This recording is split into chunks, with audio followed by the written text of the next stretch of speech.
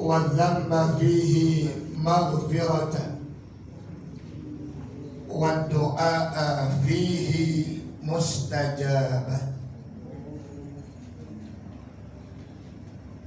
والصلاة والسلام على سيدي ولد أدنان حبيبنا وشفيعنا وقرة أعيننا ونور قلوبنا ومولانا نبينا محمد صلى الله عليه وسلم. الله يا حنان يا منان يا كريم الإحسان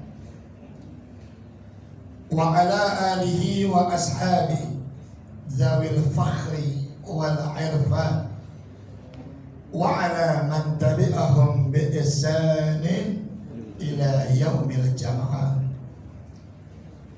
أما بعد فقال الله تعالى في كتابه الكريم إنما المؤمنون الذين إذا ذكر الله وجلت قلوبهم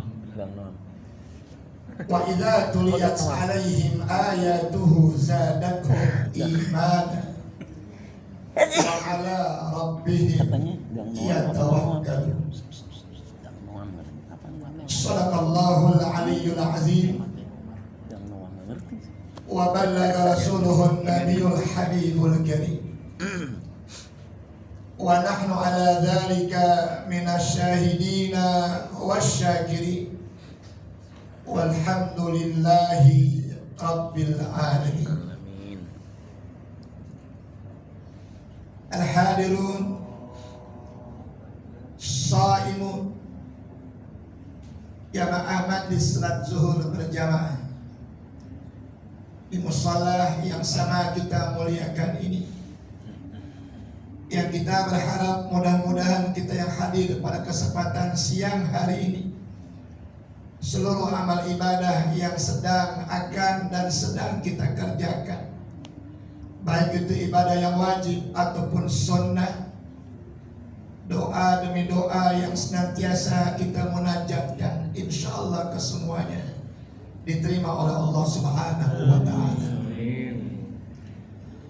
Segala puja, puji dan rasa syukur bersama kita panjatkan kepada Allah Subhanahu wa Ta'ala, sekaligus pula teriring salawat dan salam semoga senantiasa tercurahkan kehalimaan junjungan kita baginda Nabi besar Muhammad sallallahu alaihi wa alihi wasallam, yang semoga pula salawatullah wassalam tercurah atas keluarga, sahabat, dan kelak di hari kiamat nanti kita yang hadir diakui sebagai umatnya. Amin. Berhak mendapatkan syafaatnya dan bersama beliau terbimbing untuk masuk ke dalam surganya Allah Subhanahu wa Ta'ala. Amin. Amin ya rabbal alamin. Saudara, kalau kita bicara masalah ibadah apapun, terkhusus yang sedang kita lakukan saat ini, ibadah puasa, tidak bisa dipisahkan sedikit pun dengan masalah keimanan. Terbukti setiap kali ibadah diwajibkan Allah, yang dipanggil oleh Allah bukan ya ayyuhalladzina aslamu, wahai mereka orang yang beragama Islam, tapi setiap ibadah yang diwajibkan Allah, yang Allah panggil pasti hamba-hambanya yang beriman, dengan ayat yang sama kita hafal, ya ayyuhalladzina amanu. Ternyata Islam hanya dijadikan syarat ibadah, tapi kekuatan untuk melaksanakan ibadat itu ada pada iman kita. Sehingga kenapa Allah panggil setiap ibadatnya kepada mereka orang yang beriman? Karena Allah tahu hanya orang berimanlah yang sanggup melaksanakan ibadah itu yang diwajibkan Allah. Sementara orang yang beragama Islam belum tentu semuanya mampu melaksanakan apa yang diperintahkan Allah. Sholat 5 waktu, ketika dipanggil hai orang yang beragama, yang beriman, pasti dia akan sanggup melaksanakan sholat itu. Tapi nggak semua orang Islam juga sanggup melaksanakan sholat itu. Ketika datang panggilan zakat, termasuk puasa, yang dipanggilnya hai genap orang-orang yang beriman. Karena orang yang beriman pasti dia berpuasa. Tapi orang yang beragama Islam belum tentu semuanya puasa. Dan kadang-kadang ngerinya udah gak berpuasa, lebaran paling keren. Habis sembahyang Id, salam-salaman, nangis paling kencang. Wajarlah, dosanya banyak. Jadi panggilannya ya ayyuhalladzina amanu. Namun sampai hari ini kita masih banyak melihat umat Islam yang belum tahu persis kapan tepatnya orang-orang beriman menyambut datangnya bulan suci Ramadan. Ada sebagian umat Islam saya lihat, kalau nanti malam mau tarawih, sorenya rame-rame itu pada mandi. Kalau orang dulu pakai merang, kalau sekarang pakai sampo. Ada juga yang besok malam mau tarawih, ini malam melakukan pawai obor. Ramai luar biasa. Beduk yang biasa nongkrong di masjid aja itu malam ikut jalan-jalan. Hadrah ikut keluar, Marawis ikut keluar, Qasidah ikut keluar, obor dibawa sebanyak-banyaknya.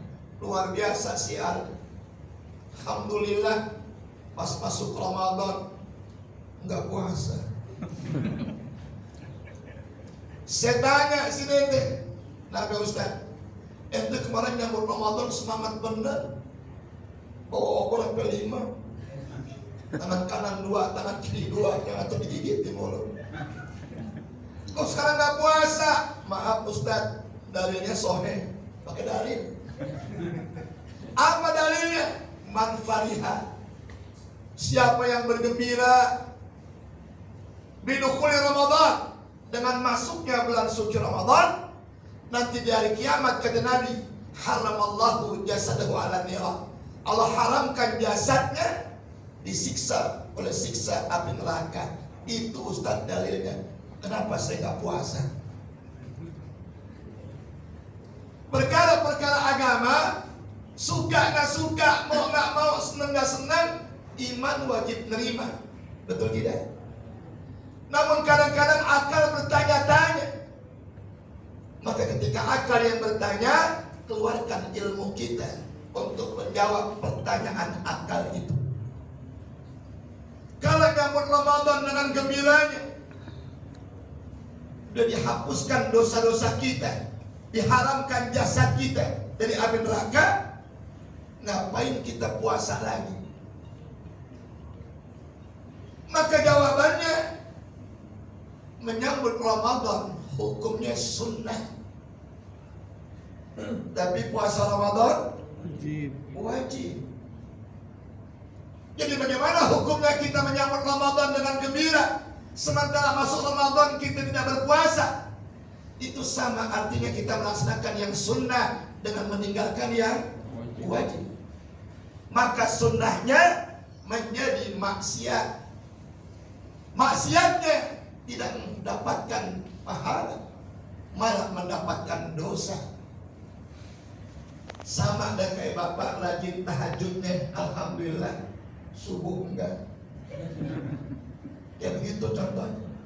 Rajin tahajudnya, tapi subuhnya enggak. Jadi maksiat tahajudnya, bukan mendapatkan pahala, malah mendapatkan dosa. Puasa Senin wajib sunnah. Senin wajib sunnah. Sunnah. Datang tamu ke rumah kita, melayani tamu hukumnya apa yang tamu makan kita mesti ikut, apa yang tamu minum kita mesti ikut minum. Artinya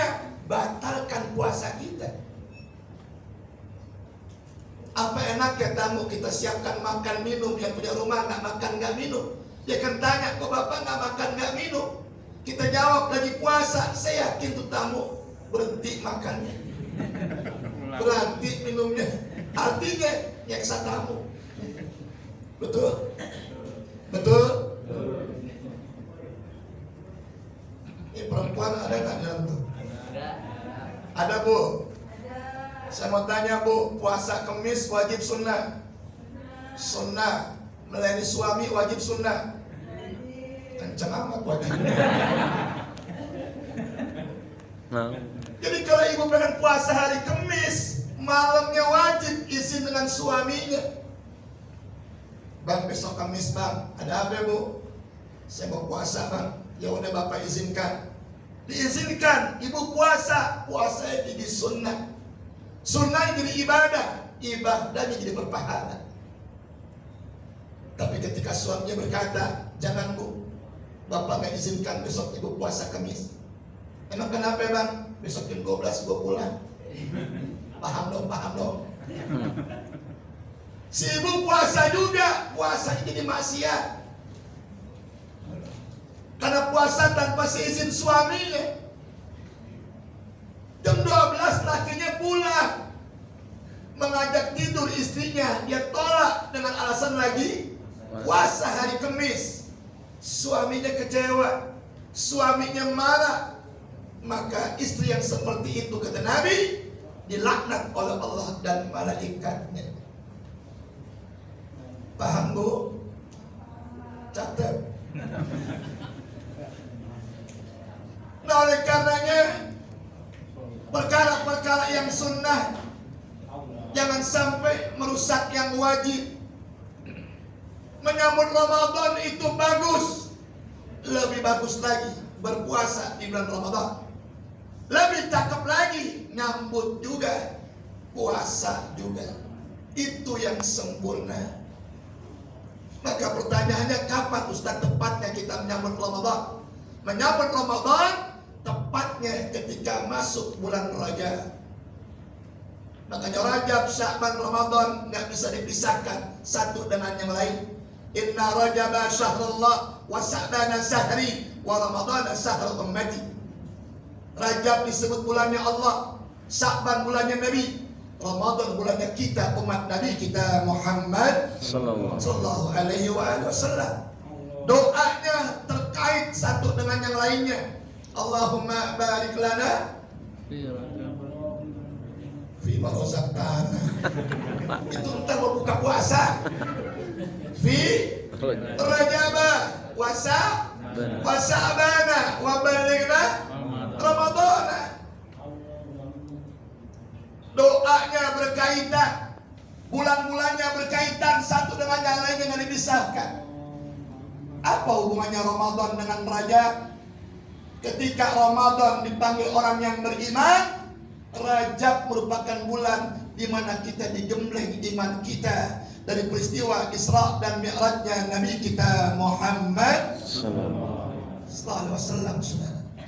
Suatu peristiwa keimanan yang nggak bisa diukur oleh ilmunya manusia, nggak bisa tertala dengan akalnya manusia, bahkan nggak bisa dijangkau oleh teknologinya manusia, kecuali ilmu, akal, dan teknologi yang landasannya iman. Maka peristiwa Isra Mi'raj itu bisa diimani sudah. Makanya ada sahabat yang diberikan gelar oleh Allah dengan nama As-Siddiq. Siapa namanya? Sayyiduna Abu Bakar Siddiq. Di tengah-tengah orang galau, nggak percaya dengan Isra dan Mi'raj, beliau orang pertama yang maju ke hadapan orang-orang yang nggak percaya. Andaikan Nabi Muhammad Isra dan Mi'raj cuma 1 detik, maka aku orang yang pertama beriman kepada Isra dan Mi'raj. Semua bertanya, ya Abu Bakr, dari mana kau bisa percaya? Nabi Muhammad Isra dari Masjidil Haram, Masjidil Aqsa, nembus 7 putra langit, mampir ke Sidratil Muntaha, berangkat maghrib, masa subuh udah pulang. Apa kata Sayyidina Abu Bakar? Peristiwa Isra dan Mi'raj di bulan Rajab terjadi bukan kemauan Nabi, Terjadi bukan kehendak Nabi, tapi terjadinya peristiwa itu semata-mata kehendak siapa? Subhanahu. Ketika Allah yang berkehendak, tidak ada yang mustahil bagi Allah. Ketika Allah yang berkehendak, tidak ada yang tidak mungkin bagi Allah. Ayatnya kita baca kalau malam Jumat, innama amruhu idza arada syai'an ayyakula lahu kun fayakun. Saudara, tadi saya berangkat dari Mangga Besar kemari jam 10:30. Sampai sini jam 11:30. Waktu saya mau berangkat, saya lihat di kantong saya masuk semut mangga besar. Sampai di sini saya duduk sama Ustaz Barul Ulum di sana. Saya lihat tuh semut mangga besar keluar dari kantong saya, ketemu sama semut Senayan, ngobrol. Assalamualaikum, salam. Siapa ente? Anak semut mangga besar.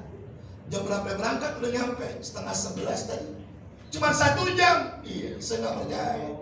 Mana mungkin semut sekecil kita bisa berangkat dari Mangga Besar ke Senayan cuma 1 jam? Apalah semut Mangga Besar? Kenapa nggak percaya? Orang saya naik di kantong Ustaz.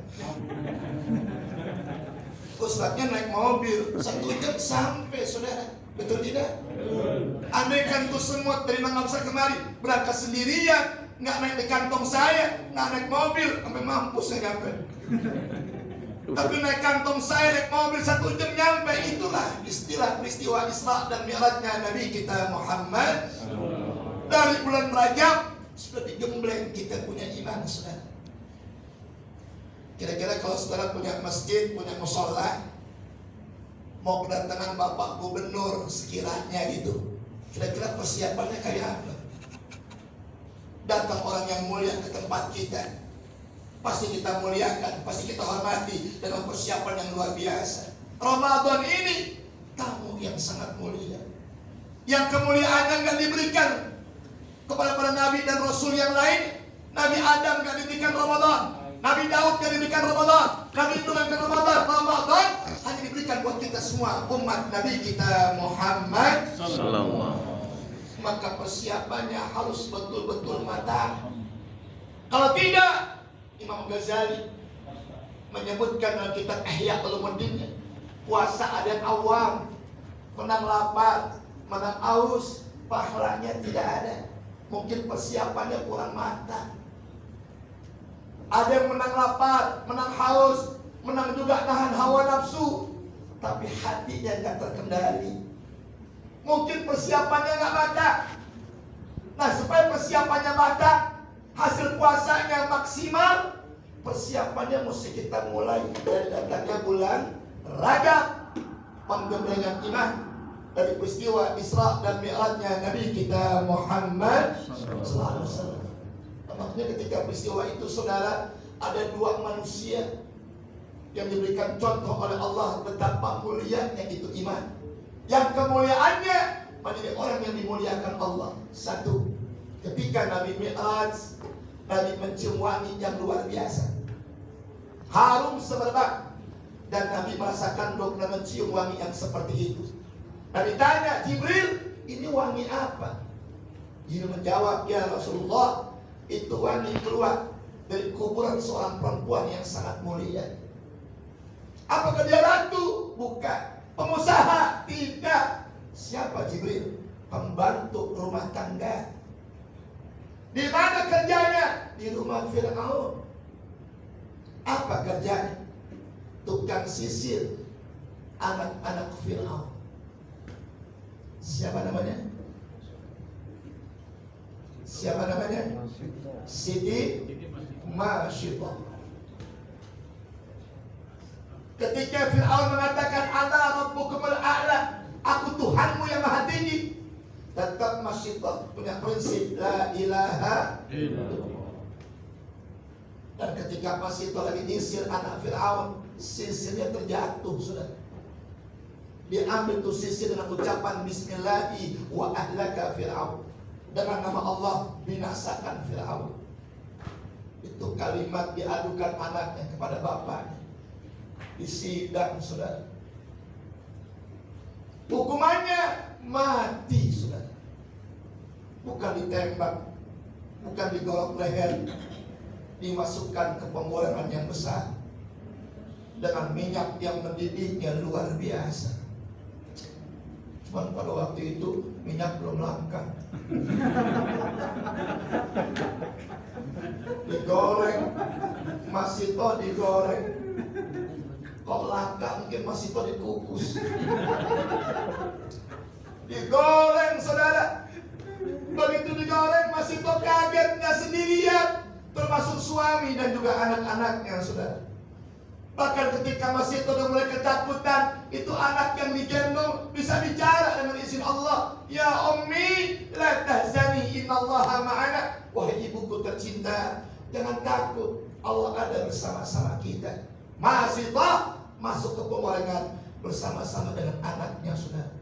Sampai hari ini seangkasa raya dia punya kuburnya keluar harum yang luar biasa. Dan itu tercium melalui hidungnya Nabi kita Muhammad sallallahu alaihi wasallam. Yang kedua, ketika Nabi sampai di Sidratil Muntaha, Nabi dipersilakan Allah untuk masuk surga dan melihat-lihat situasi surga. Begitu Nabi masuk, Nabi mendengar langkah kaki yang gak asing di telinga Nabi. Tapi yang bikin Nabi heran, orang ini masih hidup di dunia, tapi langkah kakinya sudah ada di surga. Siapa dia? Bilal bin Rabah. Ketika masuk Islam, disiksa oleh orang-orang kafir Quraisy, diseret sepanjang jalan dengan terik matahari yang panasnya luar biasa. Sampai tanah lapang, diikat kanan kiri tangan, diikat kanan kiri kakinya, badannya ditumpuk dengan batu yang panasnya luar biasa. Ucapannya cuma satu, ahad, ahad, ahad. Sayyidina Abu Bakar datang nolongin Bilal, angkat batunya, daging dan kulitnya nempel di batu itu saking panasnya saudara. Ketika Nabi mendapatkan kalimat-kalimat azan, Nabi panggil, wahai Mu'adz, coba kau baca ini kalimat azan dengan suara yang bagus. Ternyata Mu'adz kurang bagus suaranya. Dan panggil Bilal, ya Bilal ta'al, ikra'il adhan. Coba baca ini azan. Dibaca sama Bilal, suaranya cakap luar biasa. Kata Nabi, wahai Bilal, mulai hari ini masuk waktu sholat, kau harus memandangkan suara azan. Suaramu betul-betul bagus, indah. Di mana Rasulullah? Di atas Ka'bah. Di bawah Rasulullah? Jangan, gak kedengaran. Di atas saja. Karena kalau di bawah gak kedengaran, itu setan gak takut kan. Dia di atas saja. Dia selalu keras. Suara azan itu membuat setan ketakutan. Lari tak berit-berit sampai kaca pirit kata Nabi. Masuk di atas lautan. Selesai azan, baru dia balik lagi. Jadi waktu azan untuk mandang tuh, setan lari. Takut luar biasa. Habis azan, datang lagi tuh. Duduk lagi. Koman, keluar lagi. Gak jauh begitu. Begitu sholat, masuk lagi. Ngapain? Alladhi yuwaswisu fi sudurin nas. Mengganggu orang yang mau sholat supaya kagak ada khusyuan. Jadi Nabi katakan, kalau gunakan suara azan yang keras, wahai Bilal, supaya setan takut dan kosot gak akan terganggu. Karena cuma setan yang takut dengan suara azan.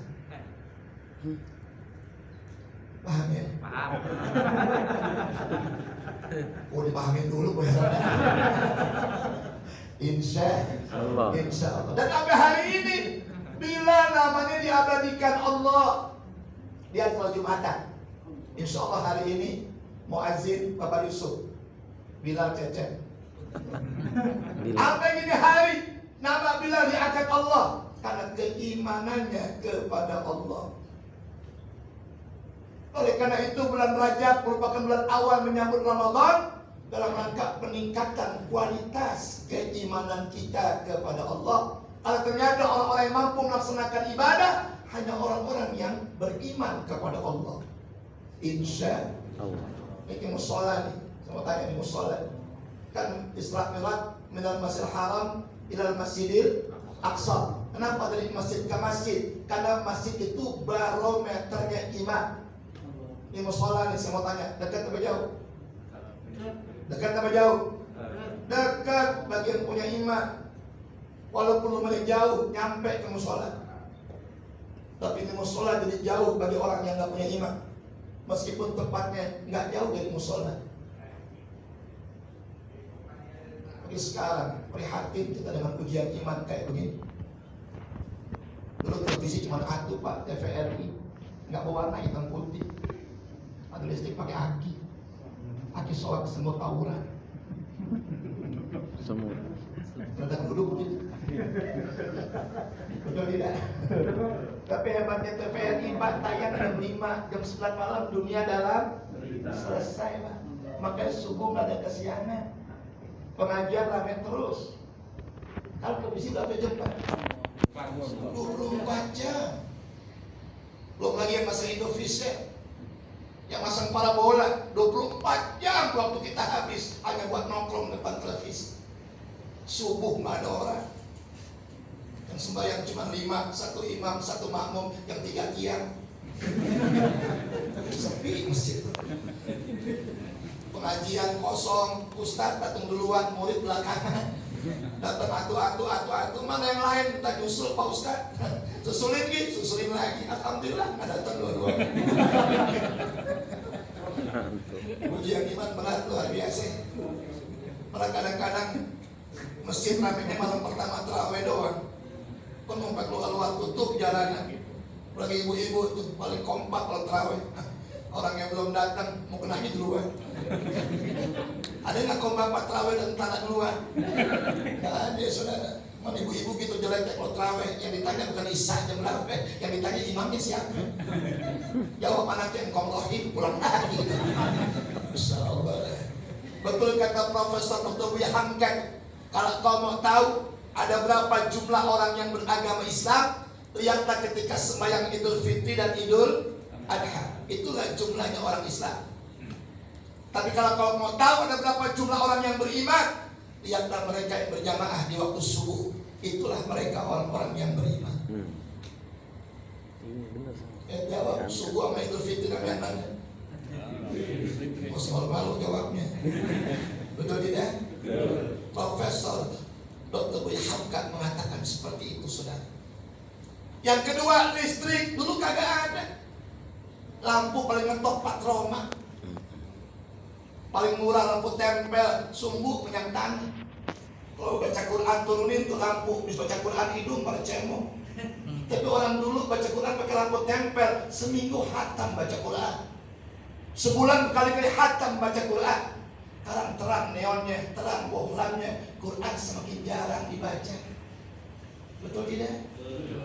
Orang tua kita dulu, maaf, ngaji pakai lampu tempel semangat. Saking semangatnya orang tua dulu, Yasin mah apa, Waqiah apa, Tabarok apa, Ar-Rahman apa. Saking semangatnya. Walaupun ngaji cuma pakai lampu tempel, sekarang terang neonnya, terang bohlam, buru-buru apa Yasin apa Tabarok. Kuliah nggak nyampe-nyampe. Orang itu. Ujung-ujungnya lakum dinukum malah dolim. Yang bakal nyautin amin. Astagfirullahaladzim. Yang lebih dahsyat lagi, handphone Android. Lihat Pak anak-anak kita dengan handphone Android itu. Dipanggil kalau belum ditimpuk belum nengok. Kuat berjam-jam main game. Betul tidak? Bapak main nyontohin patat-patatan baca WA. Si bapak baca WA, si emak baca WA. Begitu pagi emaknya pengen masak nasi goreng, ambil tempat bumbu, tulisnya garam diisi gula. Tanya sama anaknya, ini kenapa? Bumbu tulisnya garam diisi gula. Ya awak bapak juga begitu mah. Maksudnya lihat aja WA bapak. Namanya Ani ganti Cecep. Bukan nyinggung. Nyindir dikit. Jadi kembali kepada masalah. Ketika masuk bulan suci Ramadan, panggilannya iman. Karena imannya sudah Allah persiapkan sejak datangnya bulan Rajab. Persiapan udah matang, pasti mendapatkan puasa yang berkualitas, puasa yang bermutu.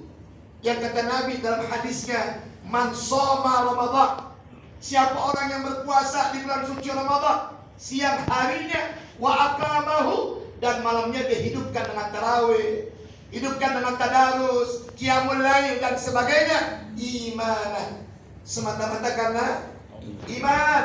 Wahtisaban, ikhlas hanya mengharapkan pahala dari Allah. Maka puasa yang kayak inilah kata Nabi, ghufira lahu ma taqaddama min dzambi wa ma ta'akhkhar, yang mendapatkan pahala diampunkannya dosa-dosa yang lalu sampai dosa yang akan datang. Amin ya rabbal Alamin. amin ya rabbal. Amin. Sekarang saya mau tanya, Bapak sholat 5 waktu, orang tahu nggak? Bapak sholat 5 waktu, orang tahu nggak? Tahu. Ntar malam takbiran mau 3,5 liter mau ke masjid zakat, orang lihat nggak? Lihat. Haji mah jangan dibilang nih ya. Berangkat lagi bini yang menteri 5 bis. Tapi puasa nggak ada yang tahu. Yang tahu hanyalah Allah. Makanya dibutuhkan imannya, bukan Islam. Islam hanya syarat puasa, tapi iman kemampuan untuk melaksanakan ibadah puasa. Bapak kerja jam 10